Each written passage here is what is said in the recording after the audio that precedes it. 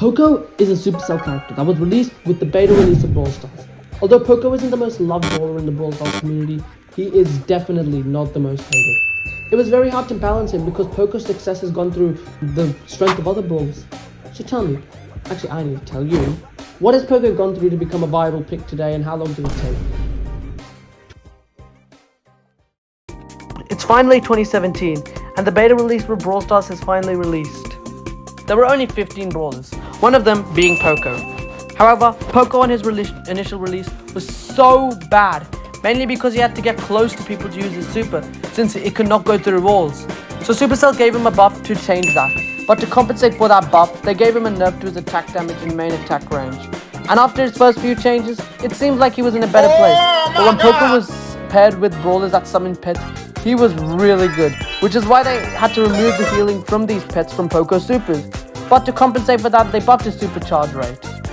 His rarity was changed from rare to super rare after a while, since Supercell was still experimenting with different rarities for each brawler. Although Poco had a basic attack, his super was the only super at the time that could heal allies, so it made sense to change his rarity. Just 8 days they realized that Poco needed more than a supercharge rate buff and a rarity change to make him a viable support brawler. Which is why Supercell gave Poco 2 more buffs to his damage and healing, hoping that it would be enough to make Poco somewhat viable.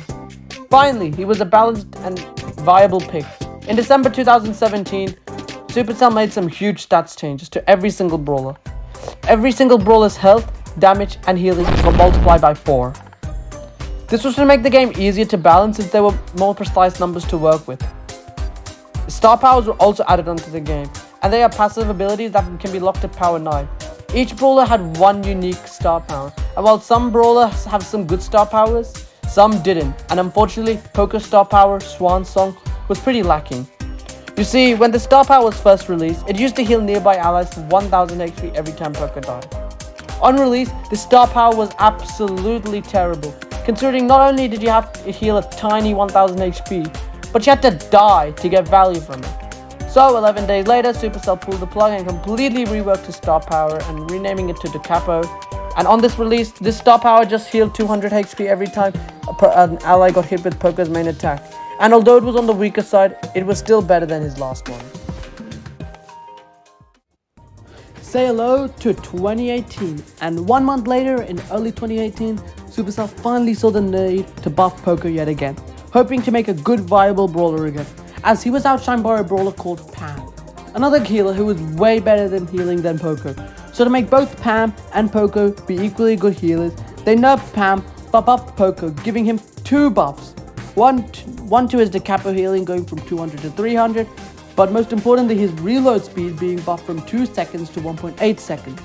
And although it helped him a decent amount, there was one thing that was keeping Poco from being an average pick, and that was his health. Poco is a brawler who needs to get close to his allies to heal him, but he can't do that with the little health points. So Supercell decided to give Poco his first significant buff by buffing his health from 3200 to 3800, and that buff alone made Poco a viable pick. Nothing much happened for 3 months except for the fact that every brawler had their movements and projectile speed increased. But unfortunately, people started to learn how to play against Poco, and more counters were being added to counter him, like Daryl. And he started crawling down in the meta. So Supercell just gave him a small buff to his decapo star power, increasing the healing slightly. But Poco just kept on crawling down the meta. So 1 month later, Supercell went on a buffing spree with Poco. In the first month, Supercell buffed his damage from 640 to 700. And although it made him pretty average, 1 month later, Supercell being brainless gave Poco 3 huge buffs. The first being his super range projectile, his main attack projectile being buffed, and his range by a significant amount.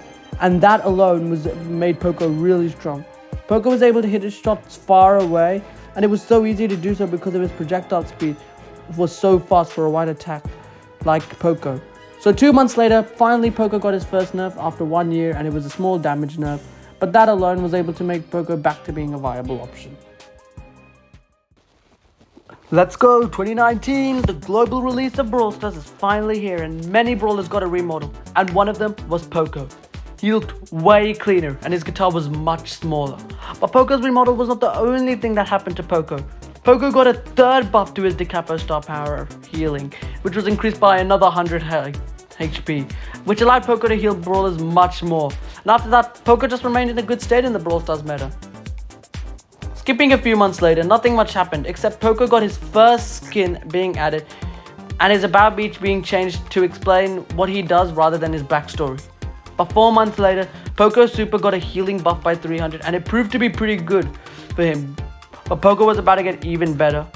3 months later, after his second star powers were added into the game.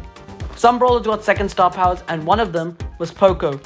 Poco's star power just made it so that his super dealt 1200 damage. And although it looked pretty bad, this star power was completely broken. And because of this, Poco became one of the best brawlers because of this. This star power completely outshined the Capo and no one was using it. So 1 month later, Supercell nerfed the damage by 200 to 1000. And although Poco was now no longer one of the best brawlers, there was still one problem. And that was no one was using the Capo at all.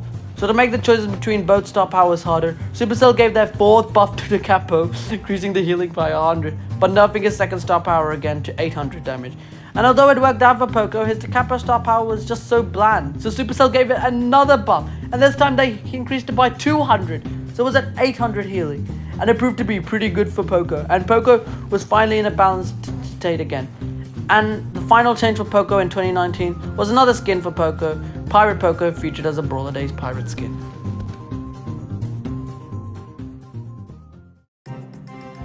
Welcome 2020, and the first change to Poco straight up was that they buffed his health from 3800 to 4000, which was not that big, but it's pretty good. No, not only that, they also changed his class from support to healer, which justified Poco more. And after Poco's health buff, Poco was in an even better state, but there was one thing that was still keeping him from perfect. And that was now, Poco's Capo star power has now a significant usage over Screeching Solo. So, shocking, they had to give its first nerf to his first star power, decreasing the healing from 800 to 700, right in the middle of where it was before and after. And now, both star powers were balanced, and soon there was going to be something huge added into Brawl Stars. 1 month later, Supercell did one of the biggest updates in Brawl Stars history, and that was gadgets. Gadgets were abilities that you could use 3 to 2 times per match, and Supercell did this so they could add more abilities for brawlers to use, which made them more unique. Every single brawler got one gadget, and Poco was one of them. Poco's gadget, Tuning Fork, was a healing ability that could heal nearby allies and himself for 500 HP for 5 seconds. And it was a pretty good gadget, but not only that, he could heal allies whenever he wanted to without charging his super 3 times a match. But the fact that it could also heal Poco himself, this allowed Poco to be a little bit more aggressive. So his gadget being added into the game was actually a slight buff, as most brawlers didn't even get the best gadgets, and Poco was definitely not one of them. However, Supercell decided it was still on the weaker side, so they buffed his damage from 660 to 700, and Poco was finally in a good spot in the meta. A few months later, Poco remained to be in an average state for the Brawl Stars for a while, until people started coming up across a really overpowered strategy, which is still used today. I think you guessed it, Poco Double Tank. You see, after the release of Brawl Stars, Brawl Pass, people started creating new comps and strategies which will help them increase their trophy level and power play. Poco was noticed in making these strategies, and he was used to create a very underrated strategy at the time called Poco Double Tank.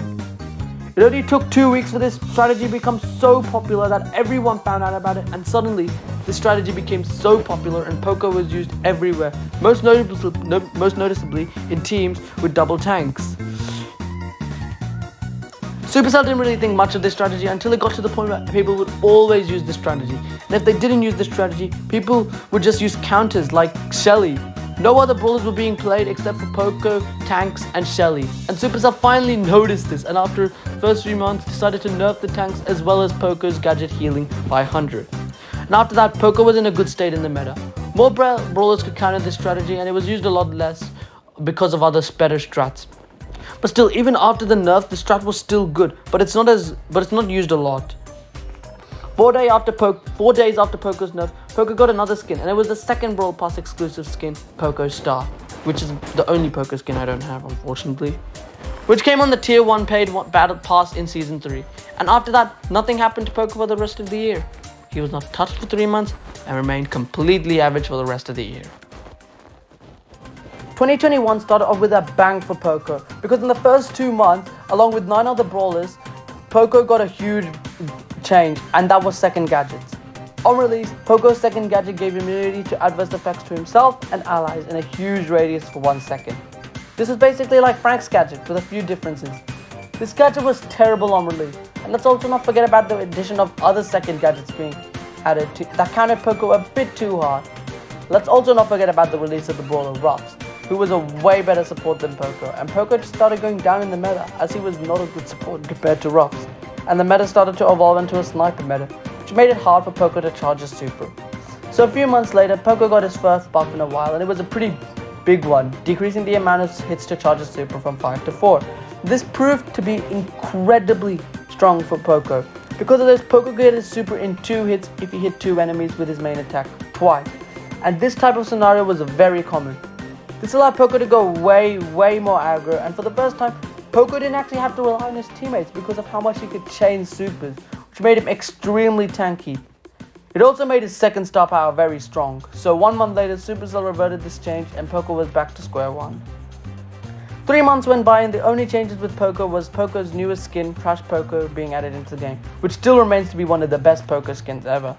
But along with his new skin, Poco was finally recognized by Supercell as not one of the best support, so Poco received 2 small buffs, increasing his second gadget duration by 1 second and screeching solo damage by 200, and these buffs were pretty reasonable. He was able to bump Poco up a tier, but he was still on the weaker side and rarely used in competitive play. After these 2 buffs, Poco didn't even receive a single balance change for the entire year, and the only other change that happened to Poco after his 2 buffs were his True Silver and True Gold skin being added to the game. And basically after that, Poco hasn't even been touched. 2022 would be a year of absolutely nothing, because well, Poco didn't have a balance change for over 8 months. And the only tweaking that was done during those 8 months was that his skin, Poco Star, had some visuals and super effects added. These 8 months proved to be hard on Poco. He wasn't even that good of a support brawler because brawlers like Byron or Pam outshined him, and Poco during that time was just a low tier brawler. But that all skyrocketed for Poco on September.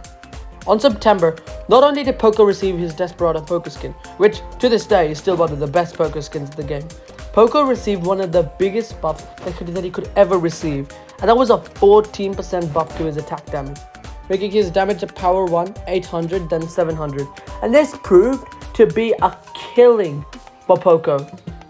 Poco was finally seen as an absolute killing machine, not only as a support, but he was an insane aggressive because of how easily he could 3 to 4 tap most of the brawlers in the game.